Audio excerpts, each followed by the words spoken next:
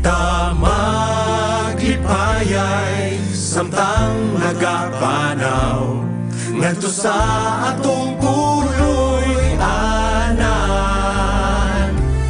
Ang kahadlok atong igasikway karon sa Ginoo kita tabangan.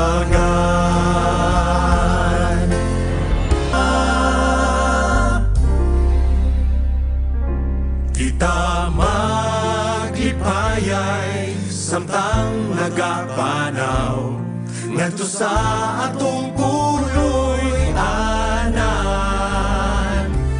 Ang kahadlok atong igasikway karon sa Ginoo kita